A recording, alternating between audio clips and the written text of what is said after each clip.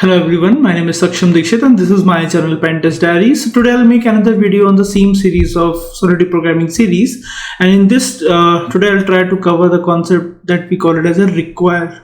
Okay, so what exactly require, why we required in a smart contract, everything I'll try to cover in this video itself. So the video is divided in two parts. One is a theory part, one is the practical part itself. In practical we have only one code. So I'll proceed further with the theory part first, explain you about it, what is a require syntax is, and on the basis of what we are required, what's the need of the require statement. Okay, so proceeding further with the theory part, in Solidity the require statement is a powerful tool used to validate conditions and ensure that certain requirements are met before proceeding with the execution of a function. So what it means, so require is basically a statement which in a smart contract we are using it just to overcome the problem of the error handling. So mainly for the error handling the require statement is utilized, and even the require statement can be used for the validation of the conditions and ensure that the certain requirement are met before proceeding. So what it means, like the condition will be checked, on the basis of that only the rest of the statement in the function itself get executed. If in case the condition is get false, then at that time our rest of the code itself will not get executed and the whole code will be terminated at the same point. Okay, that's the main key point over here itself. It's commonly used as a guard clause to check input, state condition and other requirements that must be satisfied for the contract logic to proceed. So that's as obvious. If the condition is not fulfilled, then in that case it's become false and the whole code will be terminated at the same time itself once the condition will be false. So that's the requirement of we require the required statement itself over there in a smart contract. There are a number of benefits also we'll try to cover in the later phase itself. So using a required statement helps to enforce constraint and make your smart contract more robust by preventing invalid statements, invalid transactions, invalid state transactions and inputs. It is essential tool for writing secure and reliable smart contract. So that's understood, and by using the required statement it enforces the constraint and make sure the contract more robust by preventing invalid statements or invalid transactions and the inputs. So whatever that inputs you're giving it from your side in case of smart contract, then at that time it will not, like it will provide you the help in the context of validation. So that's I'll cover up, like we can use the same in case of error handling, but along with that it's for the use of the input validation. So wheresoever we require the input validation, we can use the required statement over there itself, and even for the access control. So if we want access control to be deployed, at example, if we have to get it deployed with any user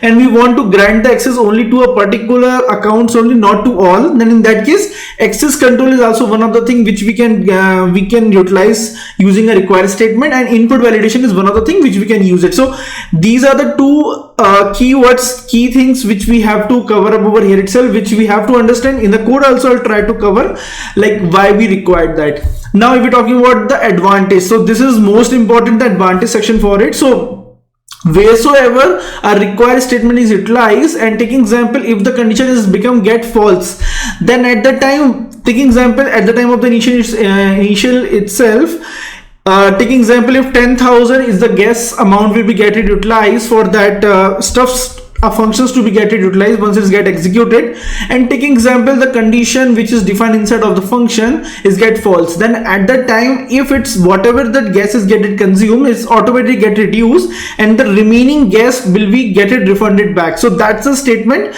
the advantage of it. Once we are using a require statement, whatever the remaining guess which is not utilized till our function is terminated or smart contract terminated, whatever the consumption gas, that only the consumption gas will be utilized, and rest the stuff which is the remaining one can get it refunded back to the actual section for it wheresoever we want it to be. Okay, the next thing, when we are running a function over there itself and whatever the state variable values get changed, taking example if the state variable values get changed, and at that time only once the required statement is triggered inside of the function and the value become false, so automatically whatever the value get defined for the state variable, it's automatically get terminated and it's return it back to the original value. So take example, if we have initialized any value of the state variable, and inside of the function also we are trying to get it modify that, but if the condition using the required statement is get false, then in that case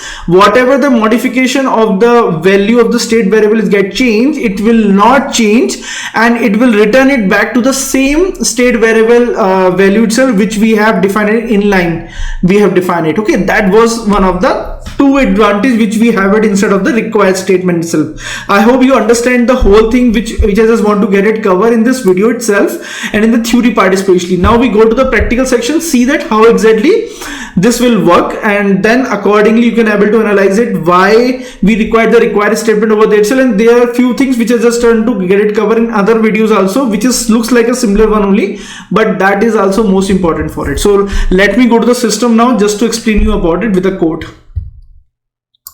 So proceeding further in the practical section for it, so you can see this is the code which I have prepared for this section for the required statement. So in this is a straightforward syntax which we have it, and we have defined the name of the contract as a require. Now we have to define two state variable over here itself. One we have to define as the address, make it public. The name of the variable is new owner. I'm just going a bit faster as these things is already explained in previous video itself. If you have not aware about it, please go through the video first and then you have to go to the required section. Now this is msg.sender where we have to define the address of the whosoever that user is trying to get it deployed this contract, like the user who have deployed this contract, that is the actual owner for it. So that address is coming under this category of msg.sender. So whenever we are calling this, the address is coming with that through which account we are trying to get it deploy this. Now if I'm talking about this unsigned integer public, we are just making it age equal to 25. Okay, these are the two state variables done.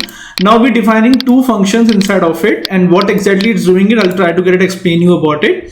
So the function is this is a function and this is the name of the function is test require.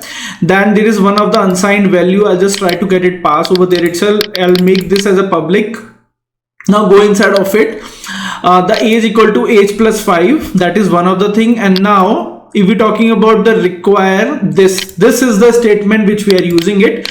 So over here itself require is the syntax for it. Now inside of the bracket we have to define one of the conditions. So whatever that value we are taking it as an input, okay, that input we are trying to check it. Like take example, if I'll give it an input at 2, like underscore x equal to 2, then in that case this condition will be false and it's automatically get terminated. I'll just show you that also when I'm running this code, but right now I'm just explaining you with the code itself. And this is the condition is get it reflected back. You can see that.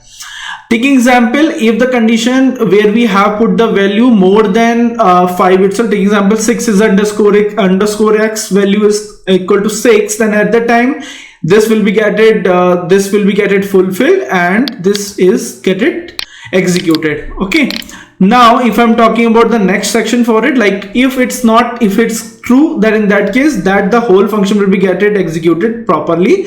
If this condition is false, then in that case this value will not be added. Take example, if this will become 25 plus 5 equal to 30, so the age will be 30 if this is true. If this is false, so the value of age equal to 25 only, nothing you can see it over there. Okay, now if we're talking about the another function which we call it as a function test owner, then over here itself we'll make it public. Over here the statement is require is the statement over here itself, and the syntax we are using new owner equal to msg.sender. So take example, whosoever the user with the account is deployed this contract, if we try to change the address and try to execute this, then in that case this will not work. So that was our access control section over here itself. So we'll try to cover both the things in this code. One is access control itself, and another one what we have discussed about it related to wheresoever we just trying to mitigate that stuffs about it. So everything which we want to try to cover it over here itself with the access control, with condition statements over here itself, everything we just have to get it mapped appropriately. So if that access control is in place itself, that will fulfill the condition for it. Okay, Now we proceeding further with that itself and just try to get it, and if this condition will be true, it's automatically age become whatever the value we have defined it, and the value become -2 whatever the value is. If it's 25, then it's become 23. Okay, that is the actual code for it, actual condition for it. So now we are proceeding further to get it deployed, and other than the access, there is two things we have to get it defined: input validation and access control. This is for the access control, this is for the input validation. We are defining it. Okay, both the things is get it covered. Now let me compile this code, get it deployed. Once we deployed that, and this is the section for it. So by default, if we try to check the value of age, it's 25. If I'll try to see the value of new owner, this is the same address through which I have deployed this contract. Okay, so now what exactly the catch over here itself? If you're talking about this first function, which is a test require, if I'll try to put the value as 2, and if I'll try to make this smaller so that you can able to see that, let me clear it. If I'll click on the test require, I can see this will not allow. The condition has become false. That was the reason. If I'll try to see the value of the age, it is remain 25. Okay, nothing will get changed over here itself. If I'll click on test owner, okay, this is also done. And now after that, if I'll try to see the value of the age, this become 23, as this is successful, and the age become 23, as 25 minus 2 equal to 23. So that is the thing, and new owner address will be same. Now another condition over itself, over here itself, I'll just try with 6. Let me try with 6. If I'll try a value 6, this will be successful. If I'll try to see the value once again, so 23 plus 5, 28, and the new owner address is still be the same. Now let me change the address. Okay, and now if I'll try to check it, so this will not allow me now, as the owner is not same as it is the account through which we have deployed this smart contract. This is not same. So both the address, if I try to change the address of the smart contract through which we have deployed the smart contract, if I try to change the owner, then in that case this things will not work. So this is the actual example of where we can say that the access control is in place. By that way, even if you do not want to provide the access to the whole word itself, you can make it a control over there itself as per that accounts. So by that way, only that limited accounts whom we are providing the access, they can able to access it. Otherwise, no one can access it other than that. Okay, and over here itself the age value is remain the same, as it's not get executed, and this is also the same. Okay, so this value is always be same, but rest thing we can try to get and manipulate as per our need itself. So I think you can able to understand. I'll just give it a summary once again so that it's a bit clear to you. So require is a statement which normally we are using it for the error handling itself, by which we can achieve input validation and even the access control to be get it placed. So these are the two things which we can utilize it using the require statement in the function. If I'm talking about the advantages, so advantages like whatever the state variable content which we trying to change it inside of the function, if the condition of the require is not fulfilled and it become false, we are getting as a response, then in that case whatever the value of the state variable get changed inside of the function, it will revert back to the same inline content which we have defined it initialized at the time of running the contract itself. Okay, and the another one, if it's the condition inside of the function of the require is become false, then at that time whatever the gases get it consumed, that is the only gas get it consumed, and the rest remaining one get it refunded back. So that's also one of the two advantage which we can say that two advantage and two features which is coming under the require statement itself. I hope it's clear to you itself, and even if other scenarios which you can try to get explored, just go to the documentation of the Solidity, you can try to get it explore those sections also. I hope you like this video. If you like this, please subscribe my channel, provide your feedback in the comment section of this video if you like this video itself and what are the improvement you wanted in this video. Thank you so much once again. Take care. Bye bye.